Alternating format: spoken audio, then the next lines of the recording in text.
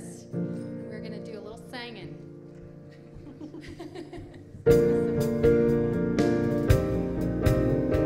By the way, this is a manual name on might have heard of it.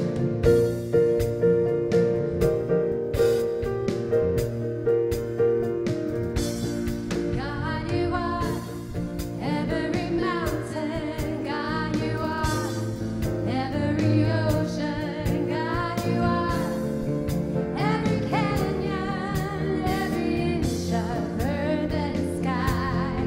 God, you are every morning. God, you are every midnight. God, you are every moment, every second of my life. Everything I see, everything I do, everything I am is you. Everything above, everything below, everything I know is you.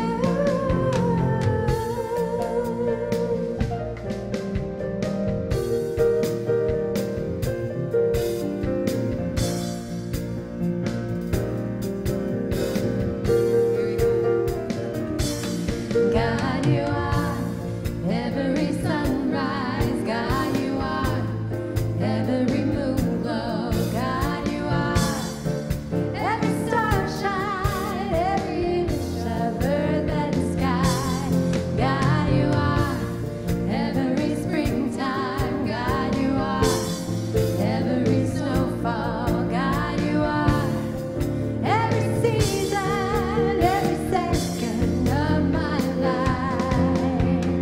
Everything I see, everything I do, everything I am is you. Everything above, everything below, everything I know is you. And you are the very breath I breathe. And your perfect love created me.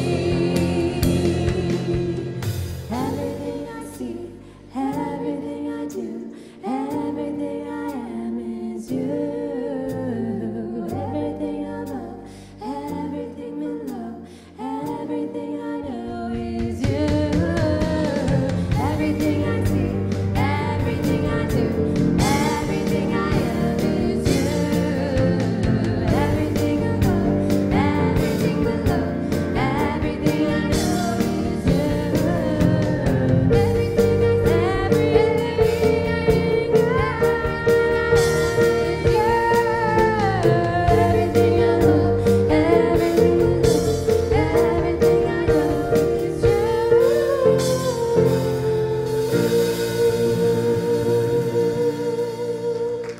You guys sound great.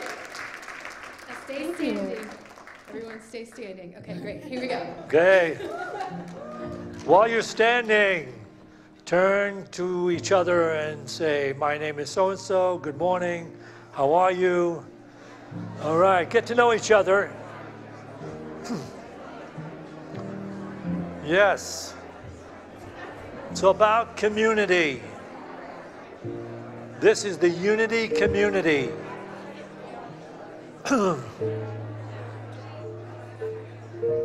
Okay. And as you're being seated, you can turn off your cell phones. Don't just turn them to vibrate, because we have very sensitive sound equipment that we're using, and it will record all of your past conversations. All right. You know, I'd also like to welcome everyone who's joining us on our live stream. Welcome to Unity. We appreciate you tuning in. And I'd like to welcome all of our Spanish-speaking friends who are joining us here for this particular service. And is there anybody here from another Unity, from out of town or something? Another Unity center or church? Okay, I don't see any hands. All right. Is there anybody here for the first time? Okay. Is there anybody here for the last time?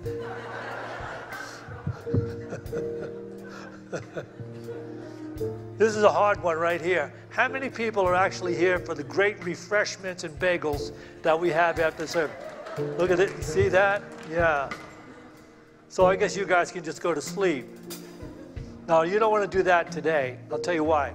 Because Cinticia is speaking, and she's got a phenomenal, insightful talk about something that everybody on the spiritual journey should be concerned and involved with.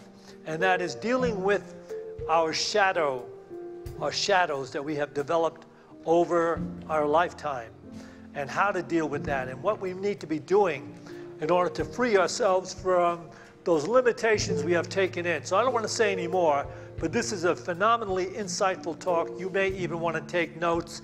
You are going to love it.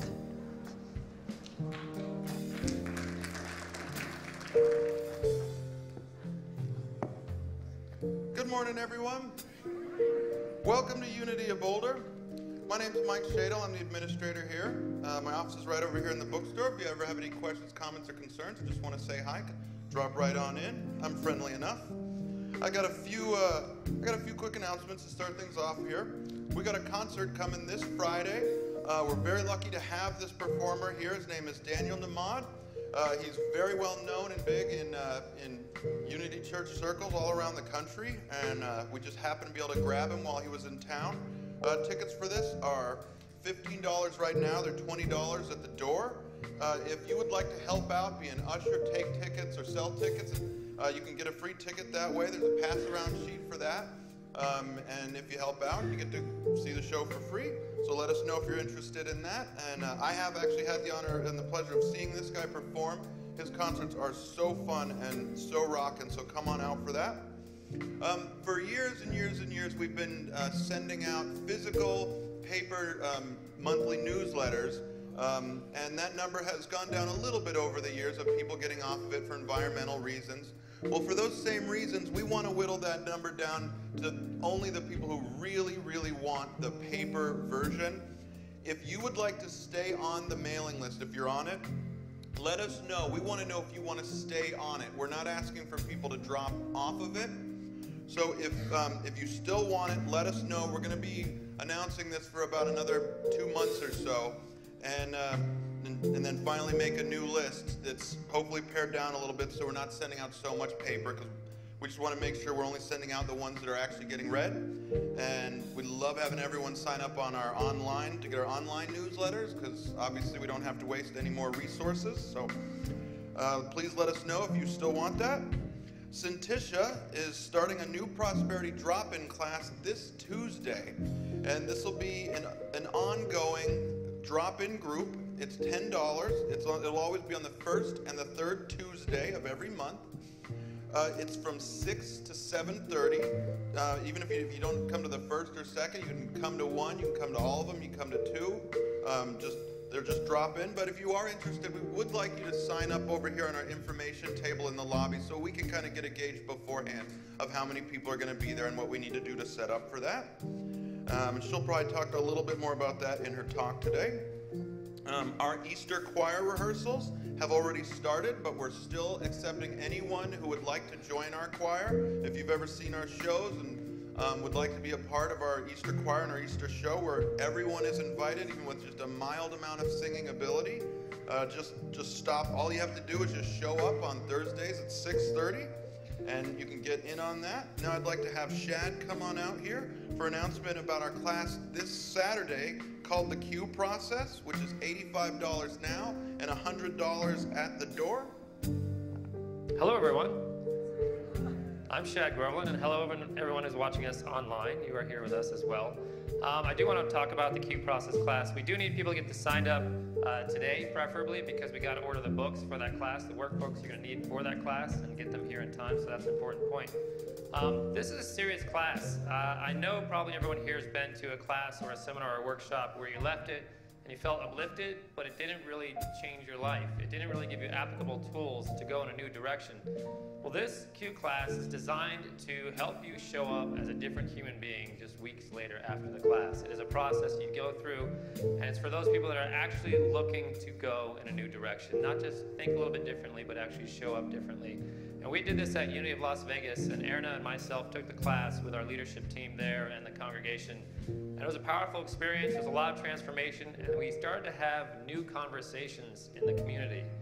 more spiritually enlightened, more spiritually mature conversations, because we were now addressing all the baggage that we've been dragging with us and learning how to put that aside and show up as more enlightened individuals. So it's a powerful process, and I recommend you do it. All right. Thank you, Shad. All right, this class is the one exception to the rule that what happens in Vegas stays in Vegas. So come on out for that. And finally, I'd like to also welcome our new people here. We'd like you to know that you are very welcome here, and we are so glad you are here. And we just want you to know that we're an all-inclusive community, no matter your religious background, your cultural background, your relationship orientation. You're all welcome here. Unity of Boulder is a safe and a powerful place to heal, and it's an enlightened place to be. It's a place where we believe in a greater world together, and through our collective spiritual practice, we know we will see the difference in this world. Thank you.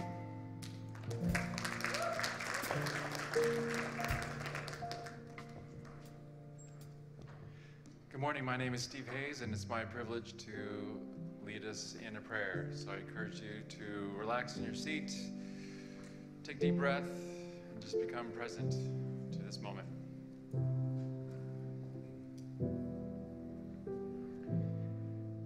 Today and every day, let us relax into the flow of Spirit. Let us remember that this flow of Spirit is a flow of love and light and peace.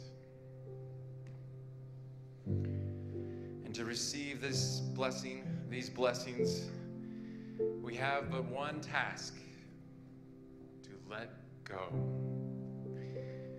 We need to let go of fear, let go of control, pause, and breathe. Let's do this now. Just pause in this moment. Center in Spirit, the Spirit within you. Breathe. And let go.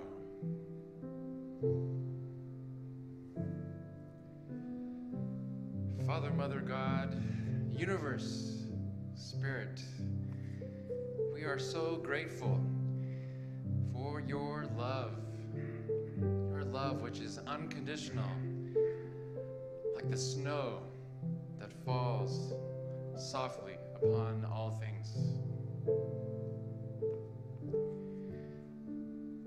We are grateful for the light, your light that is powerful like the sun, that also shines and brings warmth to all things. And we are grateful for peace, your peace that is deep, deep like the ocean. That peace that all things and all rivers flow into.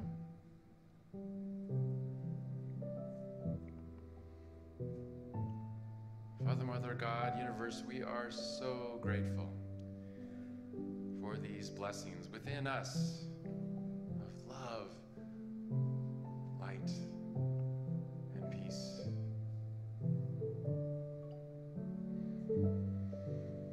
And in this spirit, in this moment, let us all also express gratitude for the people in this church, the volunteers that help this community thrive, in the kitchen, as in ushers, in the Sunday school, all the volunteers that help in so many ways. We are grateful for Spirit that flows as our volunteers.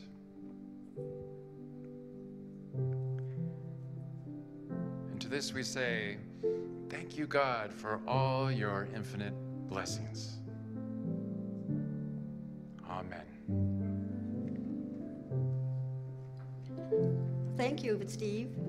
I would like you all to sing with us this morning has broken. So if you can come up, that would be wonderful. We get to experience up here. Come on, come on. The words are going to be up here. You can all see them. I don't care if the whole congregation comes up. That's fine. We've got microphones for you. You get to experience what it is to be up here. Come on, don't be shy. You've never been up here. Some of you have never been up here. Come on, try it, try it, try it, try it. You know the song Morning Has Broken. Okay.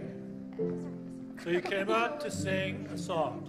That means you all know you can sing. How many of you are coming to the choir to be part of our incredible Easter show? Raise your hand. Thursday at 6 o'clock? Is it 6? 6:30 Thursday. Show up and be part of our incredible Easter production.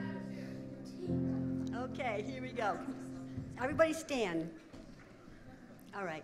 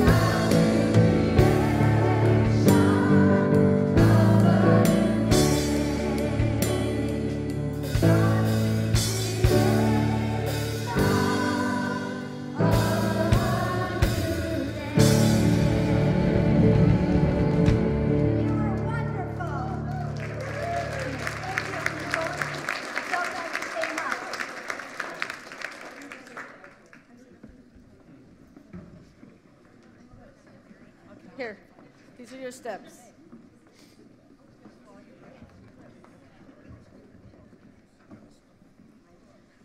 Thanks, son. Good morning, everyone. Welcome to Unity this morning. That was some beautiful singing by many of you that stepped out of your comfort zones and got to feel what it's like to stand up here and sing the beautiful music. I hope that if you enjoyed that, you will join us on Thursday at choir. We've got incredible music that we're doing, and we're preparing for Easter. Today my talk is called, You Are Not a Drop in the Ocean, You Are the Entire Ocean in a Drop, which is a Rumi saying. And I love this idea because I think, so many times when we're talking about oneness, many of us see it as that each one of us a piece of that oneness or a piece of the puzzle. But when you realize that we are each individually the entire ocean, and the piece, that drop is the separation, we are all of it, all collectively. And so when you really think of the vastness of that, you can start to see that there's probably many things, many options to be able to heal different aspects of our life that we haven't really grasped onto or ever heard or learned that we could actually use to bring wholeness or happiness or peace into our lives. We're here as spiritual beings and human beings second. And yet the human experience is so strong that it can distract us that we have a greater ability to heal things in our life than we really realize. And so the world will counsel us, our friends will counsel us, people in the human experience will counsel us from a limited view that our dictates and needs and demands will be met by things of the world. And the world meaning, the financial world, the economic world, the what we own world, the cars, the houses, the man, all these things are outside of ourselves. And what we don't realize that the spiritual being attracts what we actually need in the human world. When we work from the spiritual being and work on that spiritual being first, then that powerful being goes out and can create everything that we need to really survive and thrive and really be happy in life. We are heading into a time of oneness. And so if you really think about it, we're at a time we're seeing such turbulence out in the world, and we need to start looking at what we're bringing to the world in our own personal vibration. If we're the entire ocean, what are we bringing to the consciousness of humanity? What are we doing to take care of our environment? How are we going to ascend this planet and heal it if we're still looking at the little nitpicky things that are no longer serving us and enjoying the gossip conversations around it? When we're on a spiritual path, we do start to shut out the world more, and we start to get quieter. We realize that it's not as fun to gossip about other people or their challenges or the difficulties, because we realize that we're really here to heal those challenges within ourselves. Whatever we're projecting in other people is something that is actually in us. So gosh, we don't want to do that because we don't want to bring the law of attraction of those things into our life. So I want to ask a question. We've all been on this journey, and if you're sitting here, there's no coincidences today that you'll be here witnessing a conversation I'll be having with you about the shadow work. The part of us that is there that we might not actually realize is there, and is held in our subconscious mind or in our cell memory, or as Eckhart Tolle would refer to as the pain body. It's a body that we don't really realize is there, but is directing and creating a lot of what we're experiencing in this world because it hasn't been recognized. It hasn't been given the attention it needs so that it can dissolve and disappear. So I was talking to a friend of mine recently, and he's a numerologist, and we were talking about numbers and, the 1 through 9 year cycle, and I'm in a 1 year right now if you're a numerology person. And we were discussing that, and we were talking about why is it that some people come into this world and spend their life putting up smoke screens around themselves so that they never, ever really grow. They just kind of live the same repetition of the same bad habits or the same bad consciousness that they're holding, and they just kind of disappear in the worldly things that kind of keep us from feeling. They numb themselves so that they don't have to feel the very things that actually are there that need to be unearthed so that they can actually come into their divine unfoldment. And then there's the people that you've met that are the spiritual brave riders. They understand that those very things that they want to numb out are actually the key to their entire life. That to actually turn and face the thing that is sitting there, scaring you, and you don't want to face it, that to turn and face it just by turning and facing it immediately starts to diminish its power and its voice in your life. So why do some people wake up in a lifetime, and why do some not wake up in a lifetime? And most of us, even in our family cycles, in the extended family, we all have a little bit of all that. And we can witness the different people that chose to wake up versus not waking up. And neither one is wrong or right. We're just merely observing that we're here in a spiritual center to grow our spiritual selves. We're not here to judge others. It's just to recognize from the contrast, from the polarity, we learn a lot about our spiritual beings by seeing what darkness can create and what lightness can create, so that we stay motivated and staying in our spiritual practice to stay more in the center of life. In this book called You Are Not Crazy, You Are Just Waking Up, it says it this way. The soul transformation can be described as a two-step process, dismantling and then rebuilding. It's as though your psyche is a chalice or a cup that needs to be emptied of old toxic materials so it can be refilled with the fresh waters of life, or new opportunities to live life with more love, peace, and purpose. In other words, it's letting your old self die so that your new self can be born. It's as though your psyche is a chalice or a cup that needs to be emptied of old toxic materials so it can be refilled with the fresh waters of life. There's a common theme that's going on, and I say that from the type of counseling sessions I've had in the last few weeks.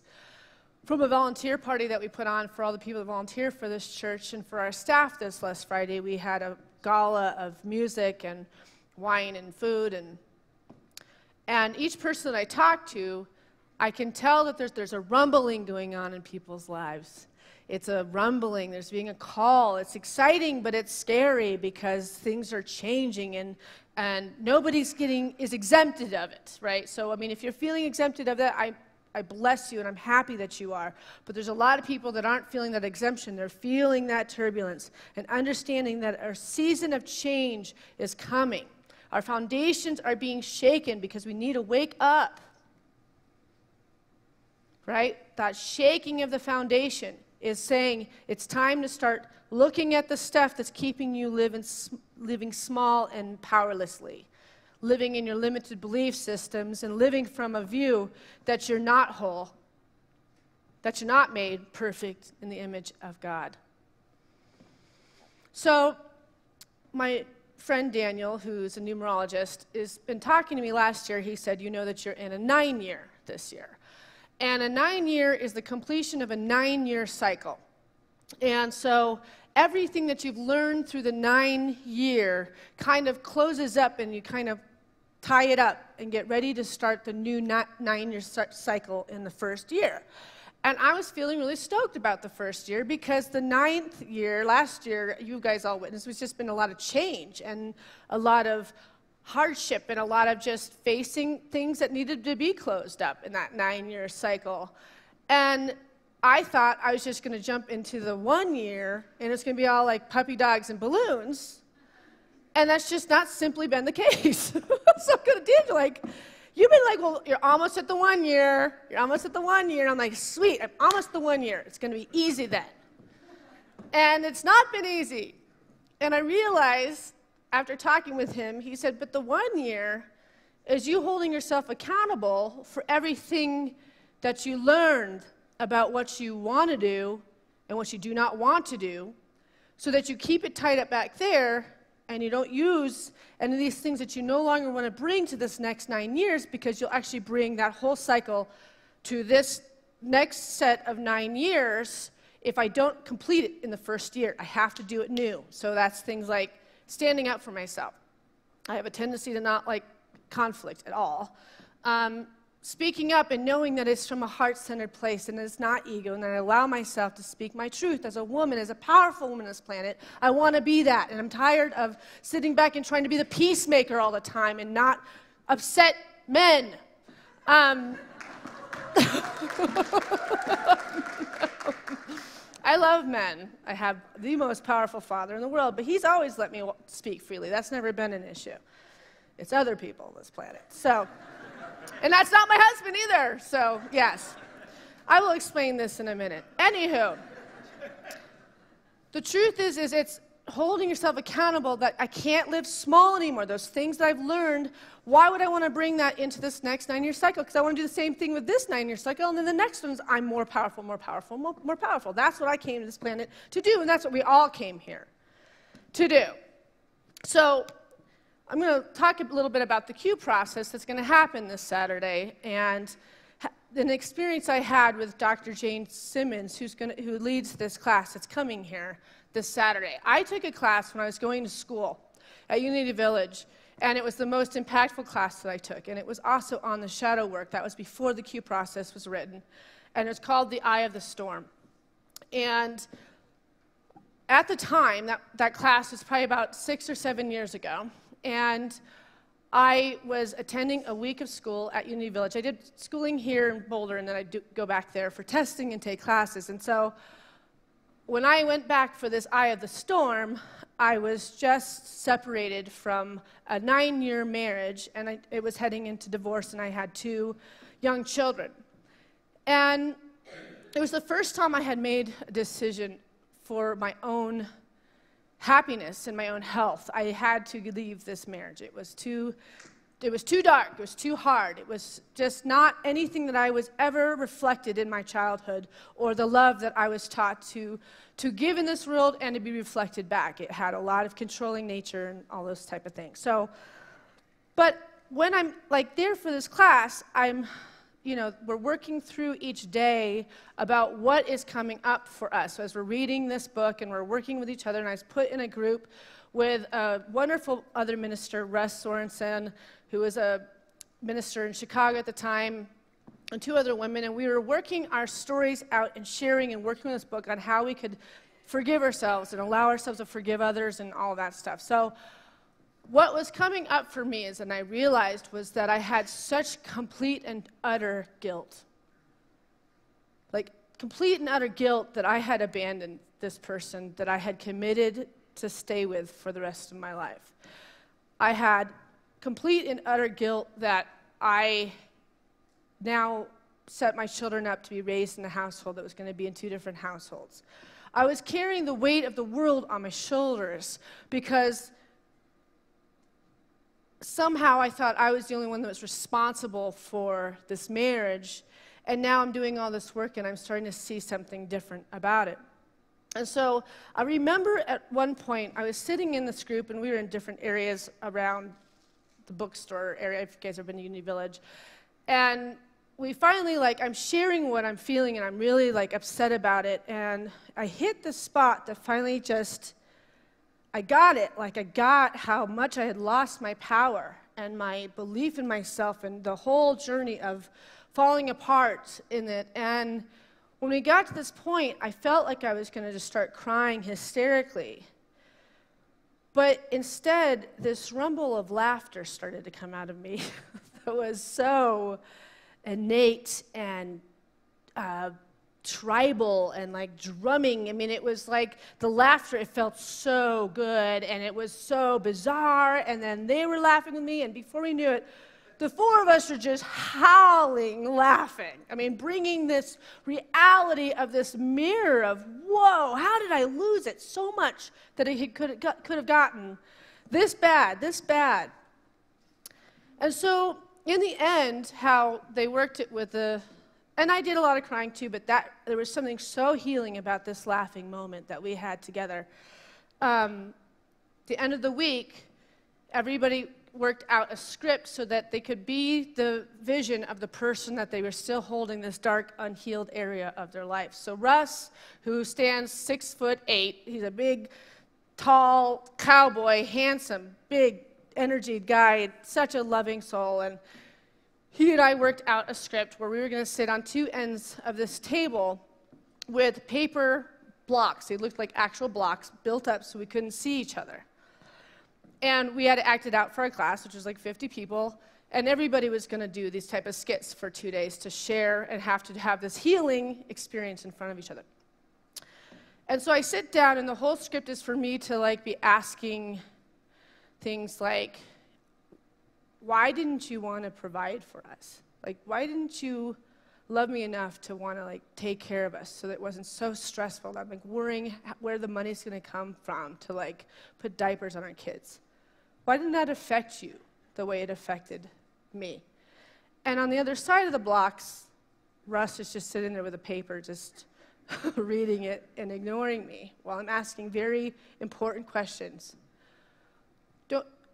Don't you feel like you're like half responsible for the children that we had here? Why is it that I feel like I'm 100% responsible for these children and feel alone in everything that we have to provide for them? And then eventually, you know, I do these lists of things, and Russ finally like pulls the paper down and he looks at me and